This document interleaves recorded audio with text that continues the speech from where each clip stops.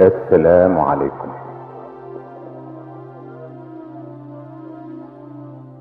mbokk yi fi daje ñu ngi leen di nuyu kenn ku ci nekk ci sa tur ak ci sa sant, teg ko ci nuyoo Sayyid Cheikh Ahmed Tijani. fa tabarakallahu ni mu ko junjee rek moo ci nekk. buñ fi yemale woon gàmmu gi it mu doy, ndax it lu baax mënul paase lu baax, te it kaddu yi mu fi génne am na solo, ndax it jamono bu nekk ak la nit ña soxla, te jamono bii ñu nekk dootul jamono mag yi, jamono ndaw ñee. te wolof dafa wax ni yenukati xiddeen dañuy yëgoo bala ñoo yenu. ba tax na yi mu fi junj yépp xëy na ci ñun la ko jëme, waaye wax dëkkul fa mu jëm, fa mu jóge la dëkk. kon nag mbaax gi ci moom la. inna alkalaam la fi lfuaadi wa innama jucila allisaanu ala alfuaadi dalila. lammiñ bu waxee rek la ca xol ba la génne, waaye tabarakallahu waxam bi kuy gor rek yëngal na la. ndax it dañu wax ni mbokk alalu yàlla, alalu yàlla nag wax ca loo xam def ca loo xam. te it sànq laa koy wax, kenn ku nekk ak ni ngay gisee, waaye xamuloo ni responsable du bokk raisonnement ak ku dul responsable. am na ñoo xam ni bu kër gi tasoon ñu buub seeni bagage dellu seeni kër, waaye ñun bu kër gi tasoon kenn ku ne dem nga sa bàmmeel dugg ci. ba tax na kon nag ñun ñi mu yitteel ñun la yitteel. ndax it tey jii fa tabarakallahu ñi ñu am ci kër gi ñëpp seen njaboot a ngi fi. commencé ko ci sunu maamu bopp di kilifa ñëpp di Cheikh Alhaji Abdoul Aziz Sy, yabal na fi Mouhamadunil Habib sànq wax ay yóbbanteem, waaye dafa am beneen commission bu mu ko chargé mu ñëw wax ko Moustapha ni nañu ko may rek mu yeeweeku tem. waaye itam bu fi nekkul woon it ñu toog fi ñun ñëpp njabootu Cheikh Alhaji Abdoul Aziz lañ. sunu maamu bopp itam Cheikh Alhaji El Habib Sy ay njabootam a ngi fi toog. fa tabarakallahu fii tant bi lew na leen, ndax ñi fi nekk ñëpp seen talibay maam lañu ak seen talibay baay. Sëriñ Moustapha noonu ay njabootam ñëpp a ngi fi. Sëriñ Cheikh njabootam a ngi fi, ndax Cheikh Tijani a ngi fi. waaw Sëriñ Mansour kenn waxaalewu ko, ndax maa ngi fi. waaw Sëriñ Abdul Aziz Sy Dabakh ñi nga xam ni tabarakallahu lu ñu soxla rek mu jóg njabootam yépp a ngi fi sunu bay yu ndaw yépp waaw Maodo Sëriñ Mbaye Pape Malick ñoom ñëpp tabarakallahu ku nekk say njaboot a ngi fa tabarakallahu muqaddam yu baax yi président daayira yu baax yi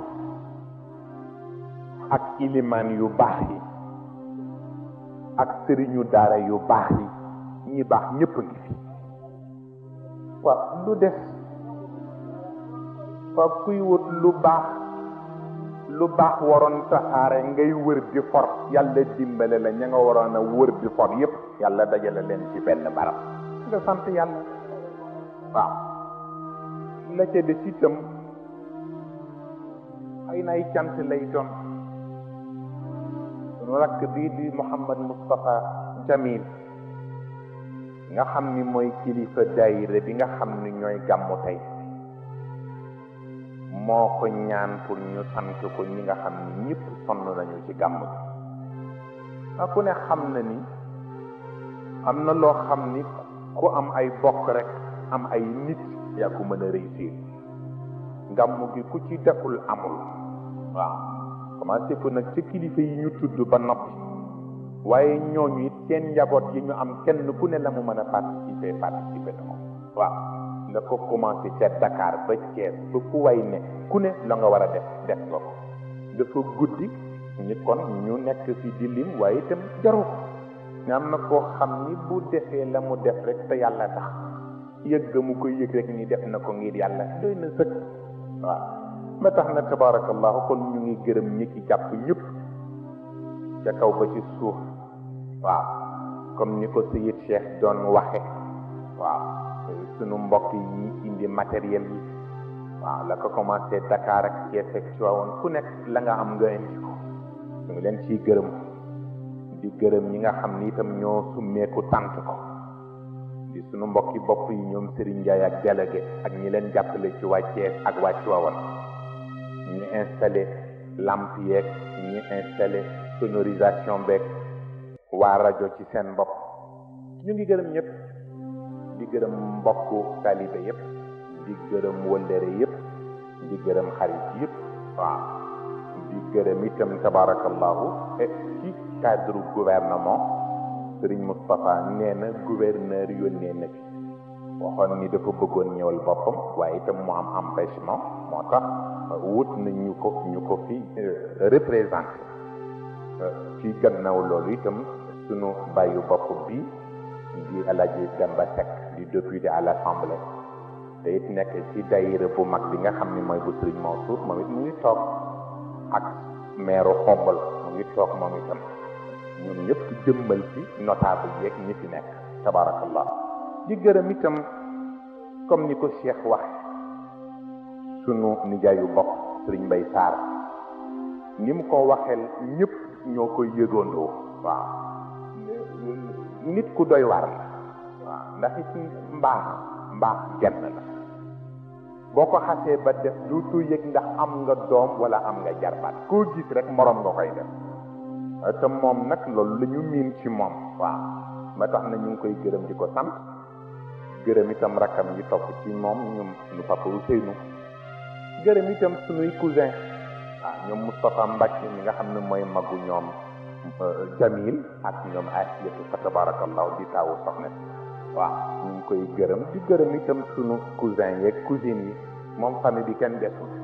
ci côté baay ak côté ndey ñëpp ñëw nañu xarit yi ñëw nañu loolu lañ doon bëgg rek kon tabarakallah yàlla na ko yàlla rafetal te yàlla mottali yéene yi suñu mbokk waa gendarmerie yi itam ñëw nañu fi assurer sécurité bi waaw ñu ngi leen di gërëm di leen sant ci seen teewaay waaw di gërëm daal képp koo xam ni ñëw nga ci dëkk bi ngir yàlla gàmmu di gërëm itam suñu mbokk waykat yi Alaaji Ablaye Mbeng tabarakallahu gërëm itam ñoom alxaaji Siise ak ñi leen jàppale Issa Lay fa tabarakallahu gërëm nag suñu bàyyu bopp bi Alaaji Madiama Jóob moom yaakaar na ni duñ leen ko wax ndax itam buy wax nga yëg ni nit ñi ñëpp fireeku nañ ñëpp bëgg nañu loolu nag sag la yal na ko yàlla mottali tabarakallahu. ñu ngi gërëm ñi fi teew yépp itam ci turuq yi, tariqa murid, tariqa qaadir, tariqa laayeen, tariqa tijaan, keneba, ñaseen, ñëpp fa tabarakallahu seeni njabootan bi mbaax moo toll noonu. waaw gannaaw loolu itam comme ni ñu ko waxe te Cheikh junj ko léegi ci sunu yaayu bopp mu di soxna maam Xaala, li mu ci wax rek moo ci nekk. parce que gis nga boo gisee ku mel ni Cheikh Al Hadj Omarul Fouti bu lay tuddal yaayam dañ naan la Adama Aïcha ko jur, nga defe ne Adama Aïcha benn tur la, ndekete turu yaayam ak turu wujjam la ñu boole. Adama ko jur waaye Aïcha mooy wujju yaayam, waaye pour wane ni ko yaayam jure noonu la ko wujju yaayam jure, moo tax ñu ni ko Adama Aïcha. waaw mu mel ni soxna si ñun ñi ku mu ci gis doo xam, dafay mel ni moo la jural boppam. kooku moom ñi ko xam ñëpp seedeel nañ ko loolu. sunu yaay jëccët ci waawoon itam di soxna Fati la même chose. sunu bàjjen jëccët ci waawoon soxna Umul Xayr, soxna Zeynab, waaw ak soxna Amit, ñoom soxna Ayda, ñoom soxna Sofi, ñoom ñëpp seeni njaboot kenn ku ne ña nga am yabal nga leen ñu ñëw. lu baax la tudd. kon nag ñu ngi sant ñëpp di gërëm ñëpp, di gërëm représentant yi fi ñëw ci yenn daayira yeeg ci yenn association yeeg regroupement bu mu mën a doon ñu ngi lay sant. dañu mën a mënula lim ñëpp. waaw waaye nag ku dee ca marché ba du yaa tàggee sa bopp. kon nag al mustarshidina wal mustarshidat. waaw ñu ngi leen di gërëm. daa commencé ci bu xombat bi nga xam ni tey tabarakallahu ñoo woote, waaye mu làmb yeneen mustarshidina yëpp, ndax itam li Cheikh wax rek moo ci nekk. wax naa ko Moustapha ni ko lu ma leen wax bëyu bu ngeen gëm ko, parce que du ma wax nit lu ma gëmul. nit réewu ko ci man ba ma neexal la, lu ma la wax rek c'est sincère. lii mu tudd itam ci wàllu liggéey ak taxawu bu ñu mën a def ci gàmmu gi, mais man bu ma taxawawul gàmmu gi kan moo koy taxawu? kan ma laaj leen kon kay def sa warugar lu ca ne. kon nag la ma war a def rek laa def. bis bu ma amee lu ma war a organiser nag ma bàyyi leen ñoom ñu ñëw def ko. ñii la dañ kenn ku ci nekk rek bu sa morom nekkee ci liggéey bàyyi la yow nga dem. waaw la nga war a def rek nga def ko, bu ko defee loolu la kër gi doon dox. looloo taxoon moom mii kat mu judd di taaw ñu tudde Seyid Cheikh, sama mag judd di taaw ñu tudde Serigne Mansour. loolooy dox ba tey. kon nag yàlla na ko yàlla mottali. xam naa ni am na ñu mu neexul.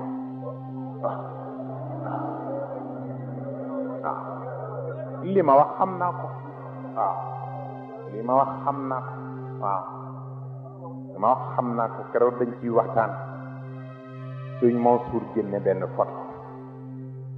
ba mu àndoon ak Serigne Cheikh ca daara ja.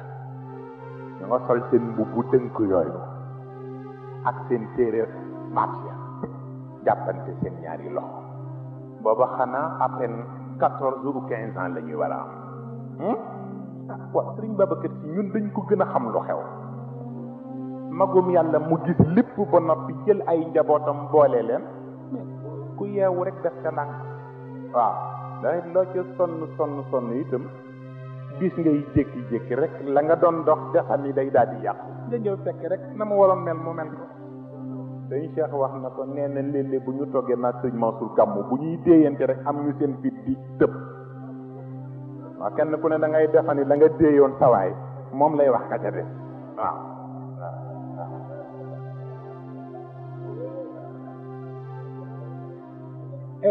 soo defee kon nag guddi na ba noppi da xam naa Cheikh dama ñemeetul di ko gàmmuloo ndax maa ko moom ba noppi. waaye kon ma jox ko mu gàmmu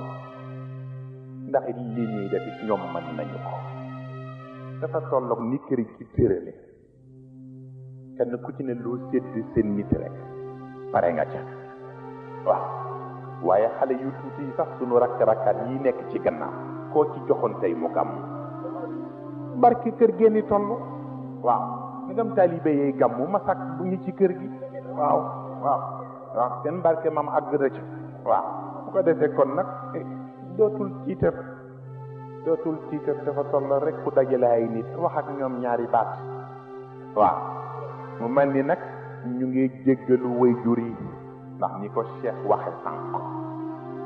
bu doon ñoog xale yi rek ñu xam nu ñuy def waaye mag bu ko xale bëggee war mu ne muy kañ la fi judd lu fi jàng fi basin mi ma rek fu muy waar moo tax ñun duñu jéem a waar mag wala boog buñ koy waar duñ ko wax sunu waxu bopp waxu yàlla lañ koy wax ndax ku nanguwul waxu nit it war a nangu bokk waxu yàlla waaw waaye nag est-ce que ñi naan yàlla nee na ñëpp yàlla la ñuy waxal voilà la question que je pose à tout le monde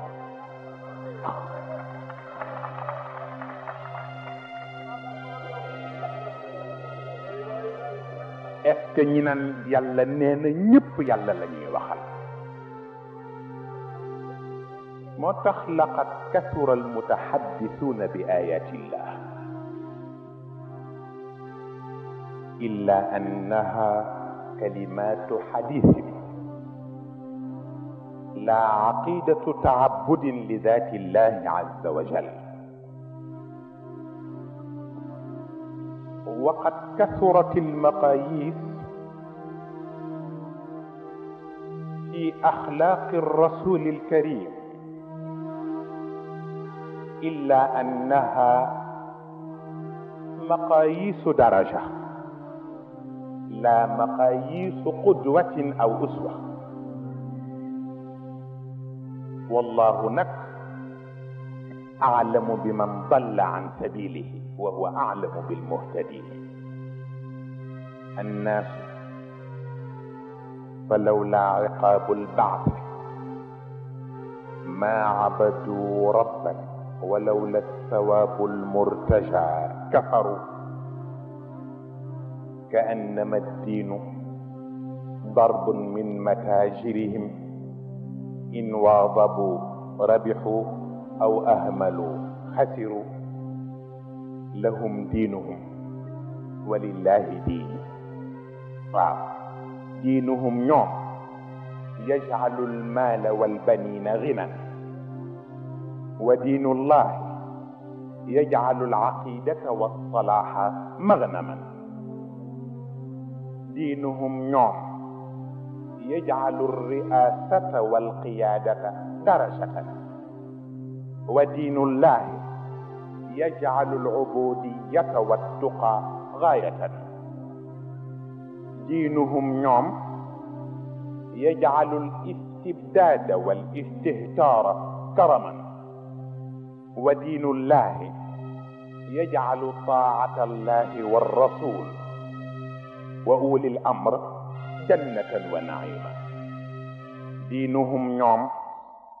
يستعمل النصوص والكلمات ببلاغاتها وبياناتها بعباراتها وفنونها ودين الله يستعمل الإرادة والقبول